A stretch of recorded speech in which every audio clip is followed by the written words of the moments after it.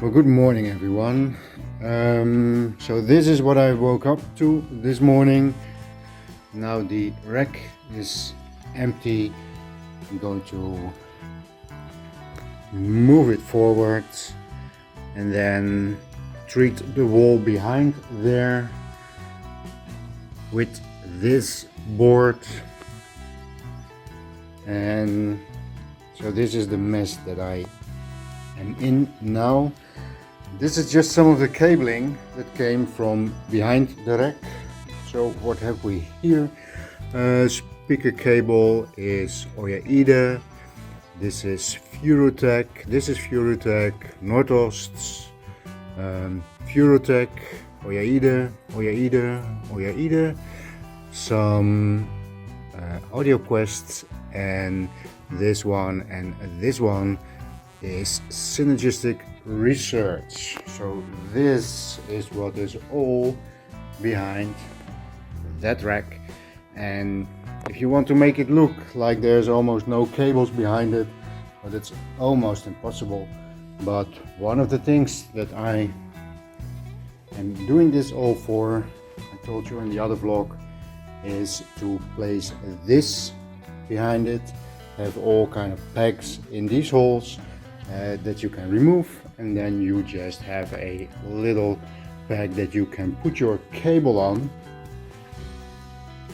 and then you can route it just the way you want it behind the rack. And at this moment there is this thing that is coming off. I will show you. That is an acoustic panel DIY that runs all the way behind it.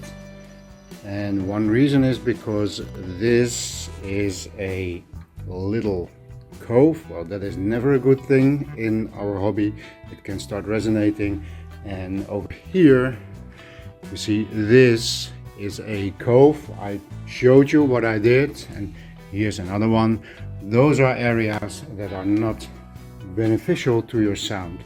So that is where you have to try and stop the resonances.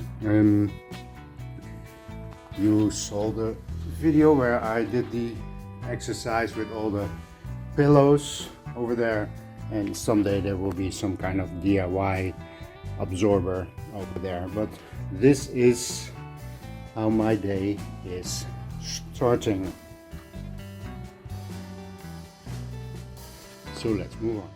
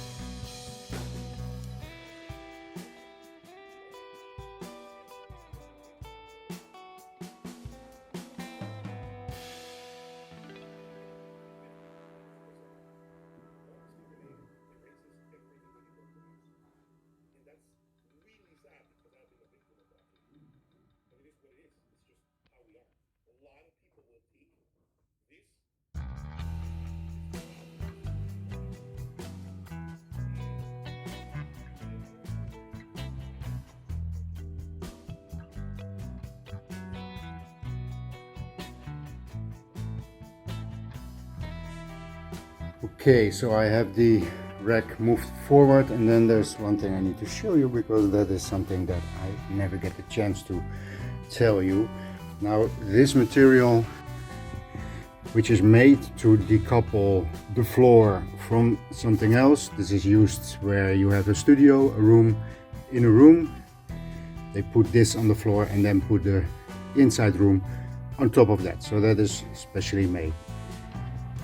But I'm always busy with cable management, and one of the things that I did is, because the rack is going from here to here, and I made this little channel to guide this power cable that runs to the power amp, or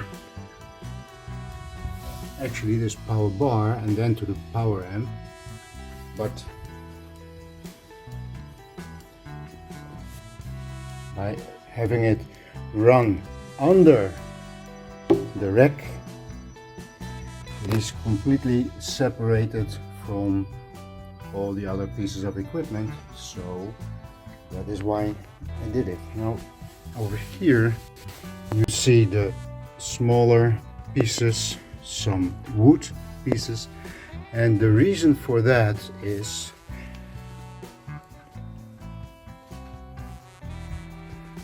I love this rack. I have decoupled it from the floor using that material, and when it is on that material, this thing actually rocks forward, backwards, sideways if you push it, because it is so flexible on there. But there's one thing that is missing from a setup like that, and that is some feet in order to level out your audio rack. So what I do, mostly this thing, because the weight is mostly on the front of the rack, I use this more or less and some of these wooden blocks to level out the rack this way, so that is not, so that is level. I'm using that. Now in order to level it like this, I can make use of this system, but it works a bit less. And what you do is you use all the equipment by placing it more to the side, more to the back. You can level out the rack. It's a bit tedious because it has not 4 or 3 feet. If for leveling I prefer 3 feet, and this doesn't have it. So that is how I make do in order to make sure it is completely level. And then of course on top of that I have the turntable, and that has its own leveling feet. So in the end, for those things that are required to be level, it is easily done, but it takes a bit of work, and it's a different approach from most systems. And here we have the rear of the rack. Now I'm filming this on my phone. It is too tedious to have all the studio lights and the camera, and the battery on that camera is worthless. It keeps going empty and then change everything. Anyways, this is much more convenient on the phone, and I put it on widescreen so it is easier to show you that thing. This is the rear of the rack. Now from the side this all looks nice and tidy. From the rear is a different view. Now why is it? This is not a commercial rack. The design is mine, and I have it made by a carpenter. So it is a sandwich from maple, and MDF.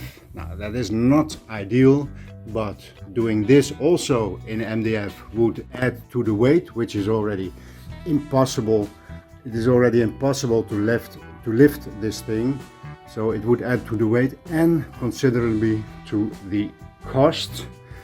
There's another kind of wood over here, and then there is MDF back down here. So this is how this thing is made. Same goes over here, just that I placed these cable guides over there, 2 over there, and I'm going to add some more now that I have it over here on this side, and 2 more, 1 more on each tier. And over here you can see the Ethernet switch, which I pasted, glued, no, not glued, it's like double-sided tape, but it's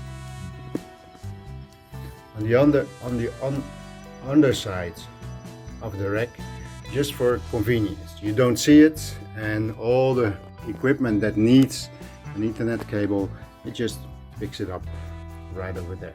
And one thing that I did with this system is that the bottom tier and the top are full width, but the two middle shelves are not. Now, why is that? If this would, if this would run also all the way to here, cables would always be sticking out the rear.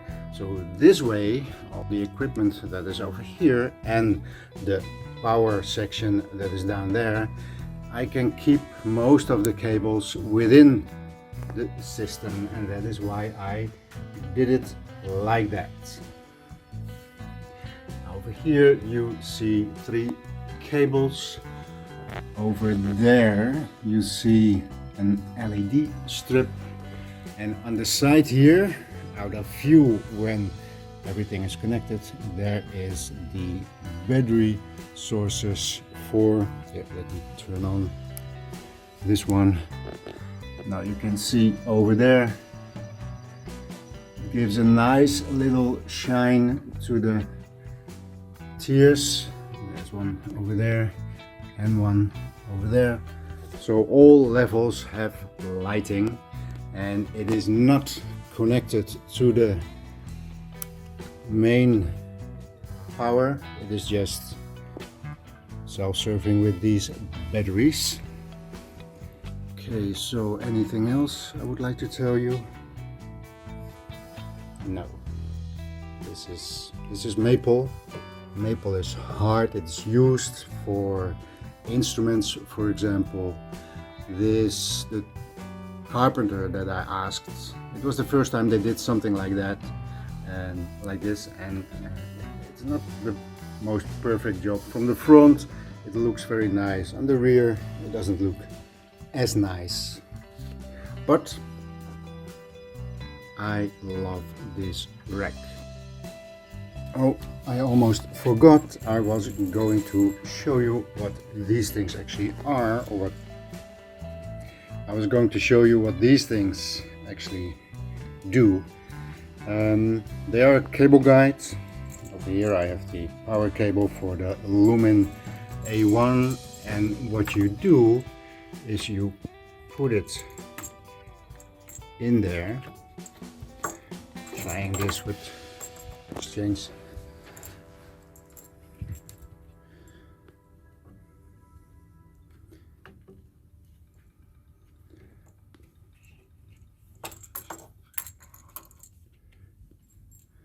So this is what you do. You can do it with 2 hands, but just goes in there. So if you want to guide some of these cables, this is how this works, and then it just goes to the piece of equipment that you have over there. So this is very helpful. I have some for the things that go on top of the rack. I can guide cables all the way down, and I'm going to add another one over here because this is where the preamp is going to be, and the preamp cable to the power amp is going from here to there, so that is just across all the power cables and everything else. So what I have is 2 cables, of course, so I put these 2 in here, then guide them all the way there, and then they go to the power amp instead of hanging down here. Here will be all the power cables. So that is how I use these things, and these are flexible, very easy to use, strong enough to keep the cable, and it looks tidy. Just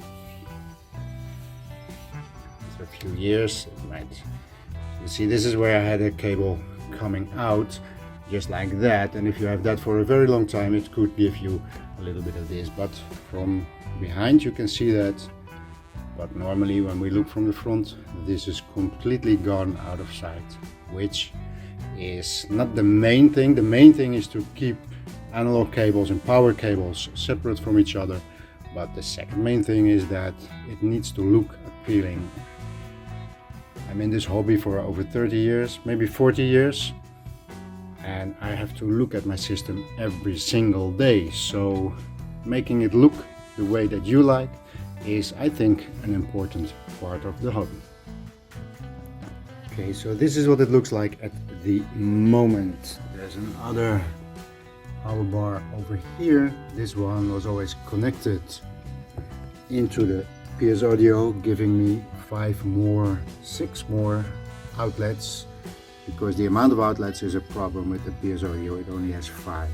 So if I put in this one, I have 4. But over here, just for the pieces of equipment that it's maybe less important, I can put them over there, you know, something like the Ethernet hub. Over here you see all the holes from years of trying to find a way to manage my cables. Just put in some nails on the wall and put this power bar on there. And here's one of those cables to guide cables, but well, it fell out because this is not a very good wall, so time to fix it. And over here we have the Eurotech magic box where the dedicated power line comes in. And then on top of it, this is an acoustic panel, so let's take it off. Let's see, can I? No, I'm not going to do that with one hand. So it's gone now. You just have these little pins over here just to hang on this thing. As you can see, it's just fabric stapled over a wooden frame that I made. And then we have these. Can I get them out now?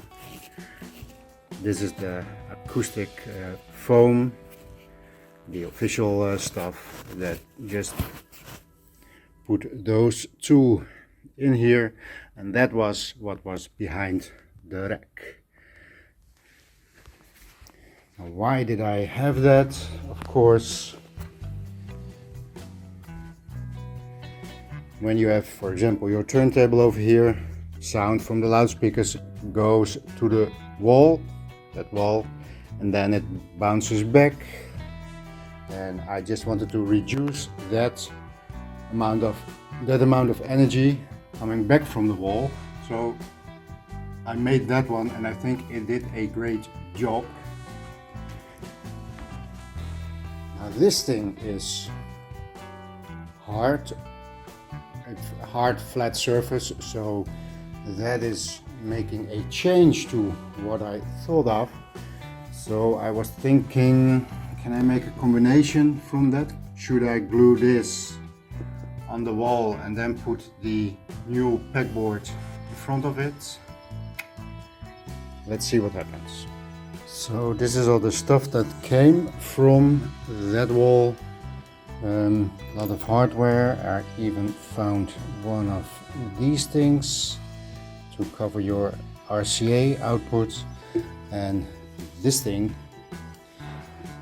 was double-sided tape to the wall, and I guess it was a bit too strong, so maybe I should first do a little bit of a repair for this wall with the same paint as I used for the pegboard.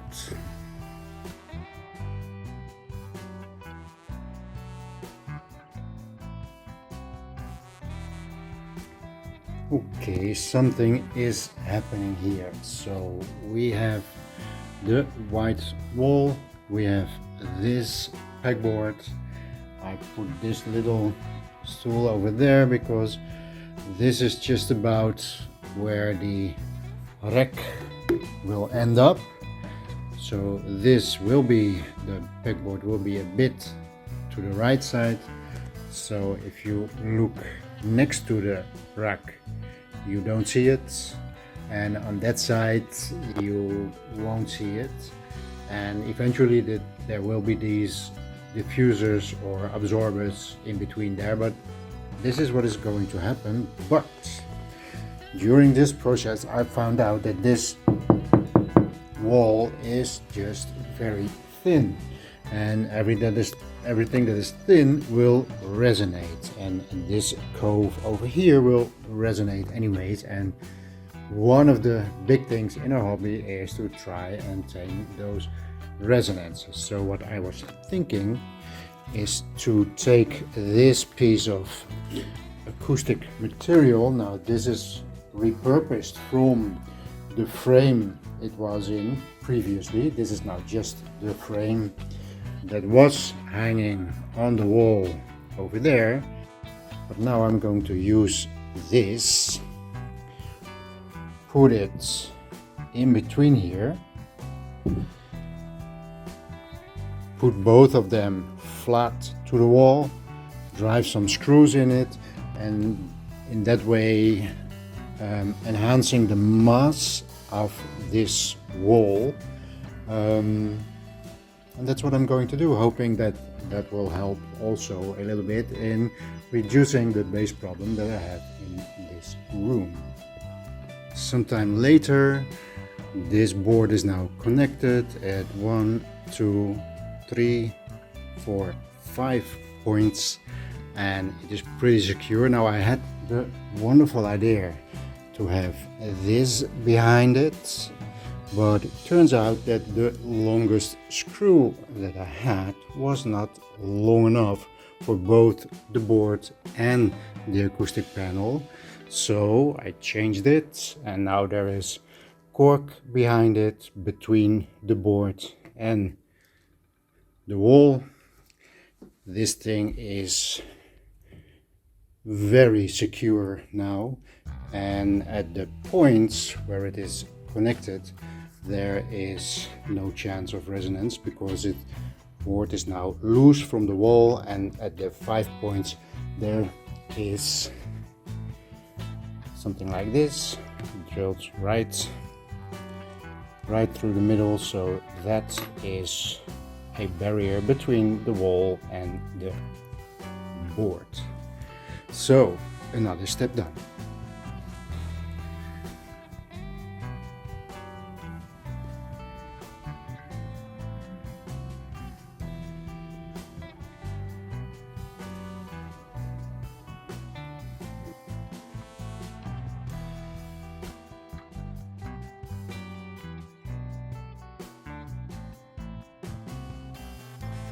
Okay, so slowly we are getting there, but simple tasks can take up such a long time. So over here I had 2 of these cable guides.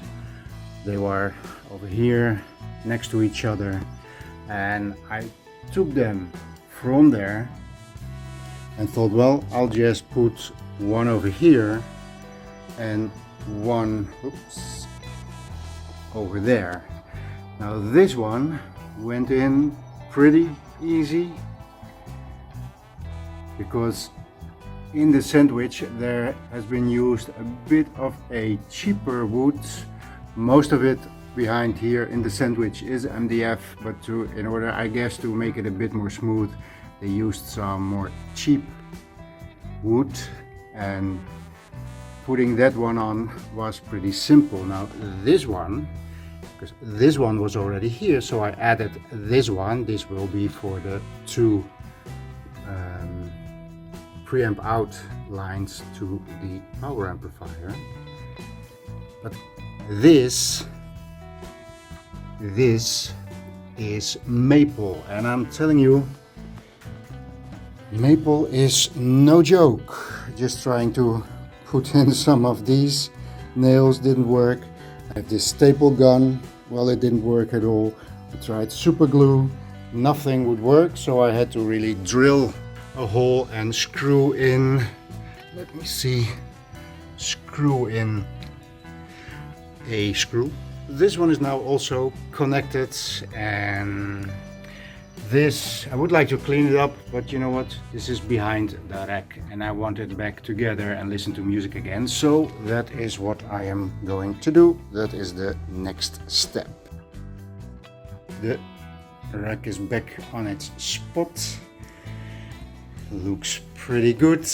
And I added something which is this one over here, and it is resting on two of those pegs, which is perfect. And I screwed it in at the top because there was no round gap for a peg to make it secure, and there was still enough stick from the double-sided tape that was on there previously. So this is very nicely set, black against the white background, and most important, it has easy access, and from normal use it is completely out of view. So this is a nice step. Over here you have the wall wart from the Ethernet hub that is underneath there, and this black cable is going into the cable guide over there, and then that is going to be plugged into this power bar. So that power bar is, let's say, for the more unimportant pieces of equipment, still filtered, still regenerated power, but 6 outlets on 1 outlet on the PS audio. So that is going to look nice and tidy. Okay, first one is going in. This will be for the turntable. So here we have the platform for the turntable. Now there's one thing that I would like to say about this. I think I told you about this decoupling material. Because of that, this thing is very flexible, just to make sure that the low resonance from the floor does not reach this platform. And then I have this one decoupled again. But a problem from this material is that it is quite difficult to level it. You do not have 3 or 4 leveling feet, but you have this flexible flooring, and everything that you put onto it will divide the load more to the front or the rear or the side. And in order to level out the system, you need to look at placing equipment more to the front, more to the side, more to the right or the left. And as you can see, I have some room over here and over here to go forward and backward. I have some room over here to shift, and when everything is in, that is what I need to do, is to balance out all the pieces of equipment so I can level out this system. That is a disadvantage of having material like that under it, but I'm okay with doing that because I like this system, and because of my floor, this is, as far as I'm concerned, this is the best way. So let's put on the turntable. Okay, change of scenery. Over here is the motor. This is the other platform. I just showed you this one, but I forgot that I have, with Bluetech, this motor is attached to this platform, so I changed it. Now let's put on the turntable, and there it is. So this is the power cable from the motor. So the motor is separate from the player, so it is actually completely separate from all the power that is in this system. So this cable is going to be guided over there, and it's either going to be in here, but previously I had it over here. Now that one is connected to my dedicated line, this one is not. So because this motor is completely separate, I could also use this power plug to go in there and have one less piece of equipment over here, and it wouldn't matter because there is no connection to the rest of the system, so there is not going to be any ground loops from that. I am officially happy with the fact that I thought of this pegboard system, because here we have the motor from the turntable, and as you can see I can now guide it all the way on top and then down to this receptacle. And with any other system, because this has so many possibilities, I can put this peg anywhere it needs to be, one on top, one to the right, one to the left. It is just perfect for guiding all these cables. You see, this is a power cable. Now over here is going to be the CD player, and normally this cable would be just hanging all the way down, and the digital cable from the CD transport would just cross it, and now there is more than enough room to guide it down without touching or without being in the neighborhood of that cable. And this is exactly what I envisioned, so I am a happy guy. Okay, maybe it is time to stop.